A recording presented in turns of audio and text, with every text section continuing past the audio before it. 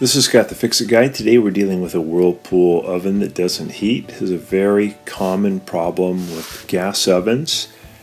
We're going to make sure we unplug it or turn off the breaker so there's no power. And then we're going to take out these racks. We're going to get to the igniter and replace it. So it's pretty easy to do. We've got to remove this lower panel. So there's two standard head screws. You can use a standard head screwdriver just to loosen them, and you can spin them out by hand. There's one in the back right hand corner and one in the back left hand corner. And once you get the screws out, you can lift up the back of that panel to about 45 degrees, and then you can pull it out of the front lip where it's tucked in. And you'll see here in the video, but you just have to lift it up, pull it toward the back. Here we go, so we're lifting it up to 45 degrees. We're going to pull it out of the front lip, and then we can remove the panel. Just pull it out toward the front of the oven. This is pretty common for a lot of different gas ovens, have this arrangement. There we go. And then there's a heat deflector that kind of spreads the heat. This thing, it's a bit corroded, but we have to remove this one screw. This one nut that's on a bolt to get the heat deflector off. Might need to use a little oil. This one came off with just using the pliers. You can just lift it right off. And then the igniter is underneath, so it's pretty easy to get to. This igniter is held in by two Phillips head screws, and I'm going to put a little oil behind on these threads just to make it easier to get off. Because these oven igniter screws tend to break unless you lubricate them. You get kind of corroded. So I'm using a Phillips head screwdriver to spin those off. And then all we need to do is just splice in the new igniter, and there's a generic one. I'll show you the part number here in a second. But it works for many different models. It can work for Whirlpool and Bosch and Maytag. And most all gas ovens have this same igniter, except for the GE uses a round one. So here's the old one. We cut it out right near the igniter, so the wires are left. I'm taking the little heat protectors off so I can get to the part of the wire to put on the connection. So here's the model number for this Electrolux Frigidaire igniter. You can get these online, pretty cheap. And then here's the igniter that comes with it. It also comes with two ceramic wire nuts, which are kind of cool because they can get really hot, they won't melt. So I've got the new one spliced in with the wire nuts. I'm just going to get the igniter back into position, put the screws back in, and kind of tuck away the extra wire. I'll tighten up those two Phillips head screws.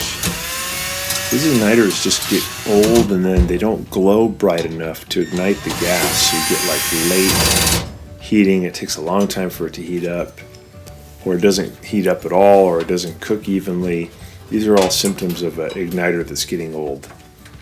Depending on how much you bake, you probably get between 7 to 10 years of use out of these igniters before you have to replace them. But they're pretty cheap and pretty easy to replace. We're just tucking those wires out of the way, and we'll give it a little bit of a test here.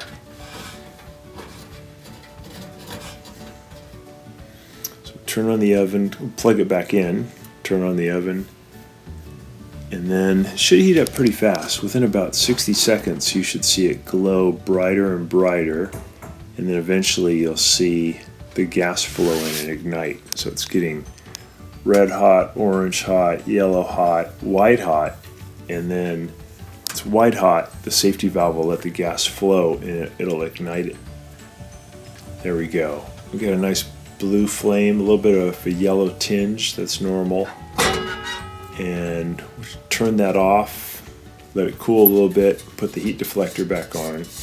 We're just putting that nut back on to hold on the heat deflector. And then we'll put the panel back into position. We'll feed the front of the lower panel, the lip, in underneath the frame, and then we just let the back set down flat. And we're just going to add the 2 standard head screws back in to hold it.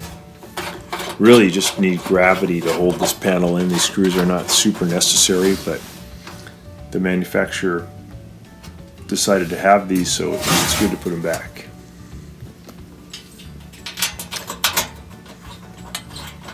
You just spin them in by hand, and then you give it a little bit of a turn with the standard head screwdriver.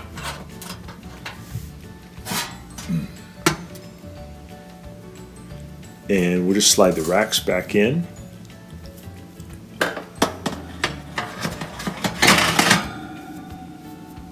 This particular oven's really easy to work with.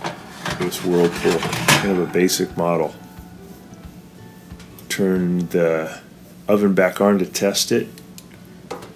Close the door. I'm going to open the bottom panel, the broiler pan or the broiler warmer, so I can look up inside there and see how the flame's doing. So I'll have that open, and there's a nice flame, nice blue flame. You can see how it spreads out over the heat deflector. Looks great. So we have an oven that's going to work good for another 7 to 10 years. So thanks so much for watching our video, and please subscribe to our channel when you get a chance. Thank you. Watching our video, and please subscribe to our channel when you get a chance, and also click the little bell notification button so we can send you weekly videos on all the different ways of fixing appliances around your home and saving you lots of money. So thanks again for watching, and please also press the like button for our video if this was helpful to you. Feel free to contact me at the email listed below, which is scottthefixitguy@yahoo.com, with any of your questions.